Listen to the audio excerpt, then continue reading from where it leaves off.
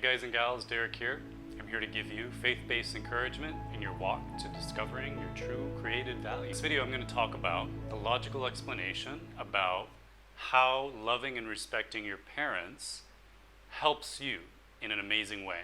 I never understood this before, and it actually took God talking to me to help me understand and to break free from some societal brainwashing that I had experienced.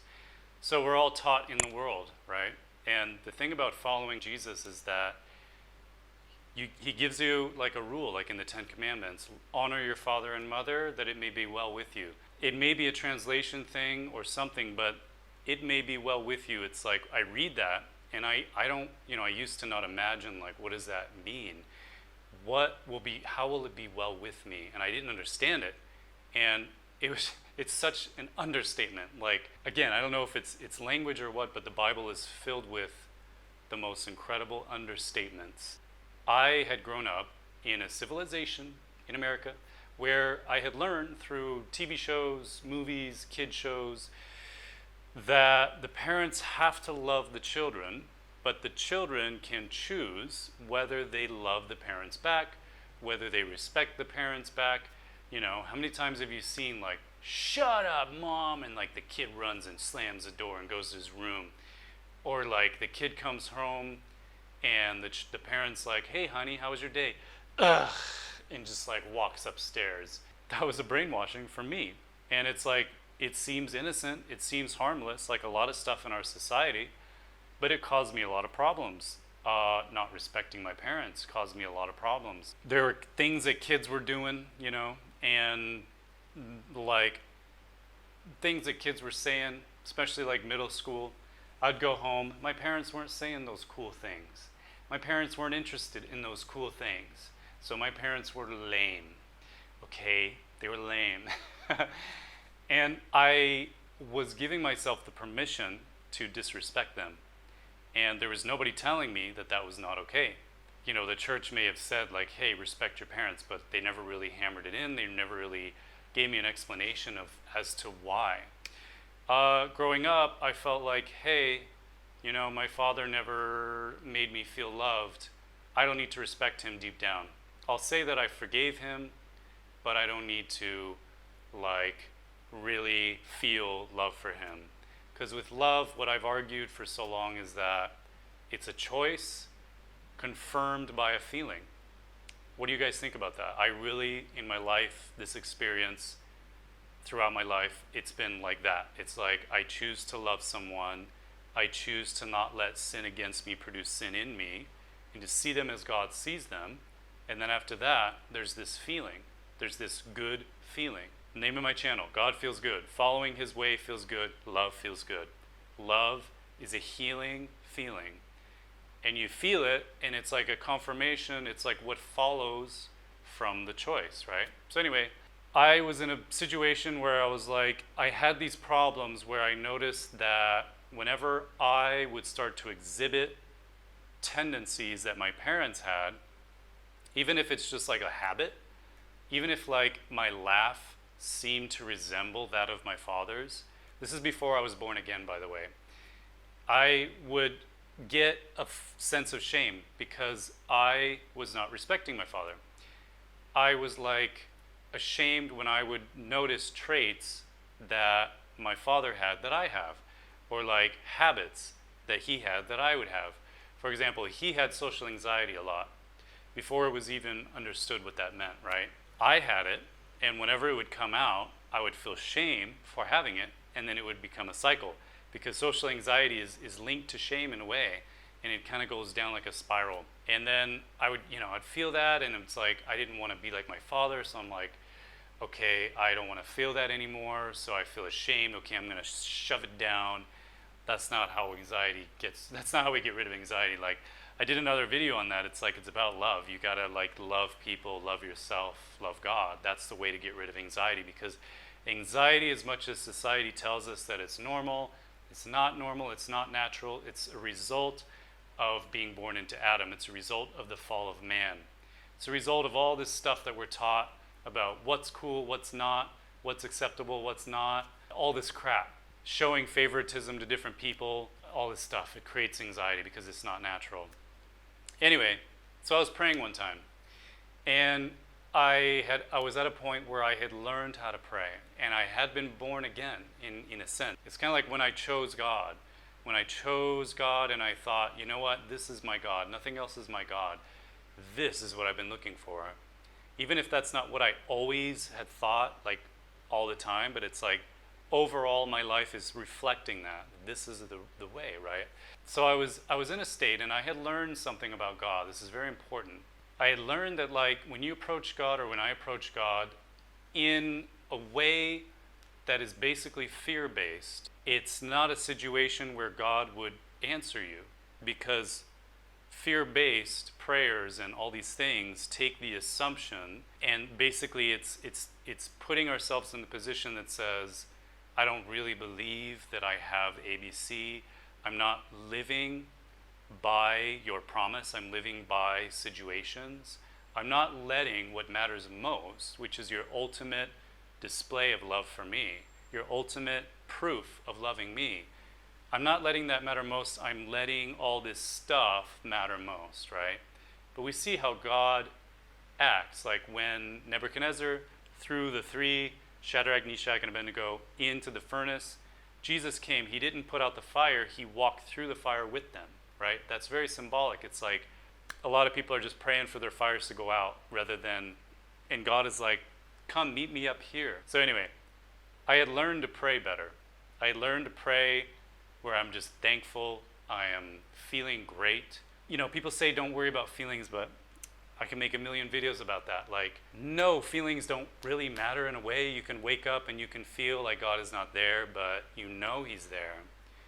And the feelings follow from the knowing, or from the good decisions of faith, right? I believe. So anyway, I was feeling great. I was praying to God, and I said, and I had a question. And I was like, about my father. And I was like, God, isn't it a parent's duty to unconditionally love their children?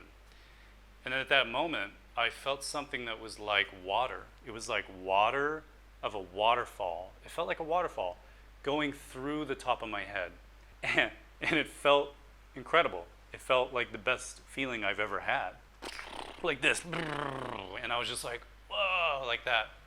And then I heard a voice that said, isn't it a son's duty to love his parents unconditionally? And I was like, whoa. Because usually when I figure stuff out on my own, I say, oh, why is that? Oh, what? Oh, because of that. And it's like, oh, and it's like I figured it out. And I kind of know that I figured it out. But this one was like a voice. And I thought about that, and I was like, wow, I am meant to love my father and my parents unconditionally. Society taught me that it was just the children only need to reciprocate whatever love they're given to them. And because we've been taught in society that, like, children, we never blame children, we never have the responsibility on them or anything, but I think we're not giving them enough credit about, I'm not saying we should like blame them for stuff, but like we're not giving them enough credit of how much power they have. Because if we encourage the child to show love to one of their parents, even if the parent has a love block somehow, this showing of love can create a wellspring of love in the family dynamic. It can help to heal the family. It takes two to tango, it takes one to make peace. I like that. This is very powerful for children who are, or young people who are living with their parents, who are going through something. It's like, I'm sorry, I know it doesn't sound like what you want to hear, but this is the best answer, is to love the parents unconditionally that have a love deficit somehow, or in some way they're not showing unconditional love to you. The children loving the parents unconditionally, I think that in order for them to do that, because of their age, they would probably need like a mentor. They would need the Holy Spirit and the Bible. The Holy Spirit would be enough, I believe, but for the majority, possibly a pastor or a mentor to help them to see this. So anyway, when I learned that, to love my parents unconditionally, I learned that like a lot of the insecurities that I had to do with me trying to not become like them. But when I learned to love them unconditionally, I found that no, they're not perfect, but me choosing to overlook their imperfections, just as Jesus does for me and everybody, to just see the gold in them and only see that, to have a single eye, which is of love, to see them that way and to love them that way, it caused me to understand that all these insecurities that I had were just fears of becoming like people who I wasn't truly loving. Loving your parents will help you to erase all of the fears that you have whenever there's an insecurity or something that comes up that is handed down to you, because generational problems are very strong. Generational problems help form us when we're very young, when we're growing up. Those are our early years when our love patterns are being formed. And that's when we learn through our parents the way that they're acting, how we should act. And God can cure all those things through love, because when you follow him, you learn to love, you learn to not be afraid, and you learn to accept and embrace and to choose the higher way. And so those things, they don't bother you, they don't even come up. And even if they did come up, if some kind of habit came up that one of your parents had, because you're following love, you can rest assured that this habit is not like a hateful habit or like a bad habit. Sometimes it'll be just like a tick or like a, I don't know, something like you laugh like your father, you laugh like your mother, and you don't even feel bad about it. You don't feel anything negative from it. So it's like not even a problem anymore. The more that you consider yourself problem-free, the more people will as well. In other words, if you laugh, for example, and you don't like your laugh, people are going to sense that you don't like your laugh, then your laugh becomes a problem because you're making it a problem, right? This can go into millions of different ways about how, if you love your parents, you get rid of so many problems that are generational problems. So I remember one time I was in Yosemite National Park. I was looking at a mountain, and I remember I was like thinking about my family, and I saw my father's face in the mountain. And it made me think, like, we are all connected. We are God's crowning creation. Because we're made in his image, we're made to love, right? And yet there are remnants, there are pieces of us, pieces of God in a way, pieces of our image throughout nature. It's like there's a resemblance, there's a little bit of love in this, there's a little bit of our face in this, I don't know, this rock or something like that. And it just reminded me that we're all connected, and it reminded me that there's no hating, because we're all so connected. Hatred doesn't function. Hatred is not an enlightened nor a functional way of living. All right, thank you guys for watching. Send me an email if you want to talk, if you want to ask a question or something, if you have a problem, I'd like to answer you. Remember to subscribe. Remember to push the button, the bell, because that helps the channel. That helps people to get good, positive messages in a world of whatever it is, fuzz and distractions and stuff. So, thank you guys. Have a good one.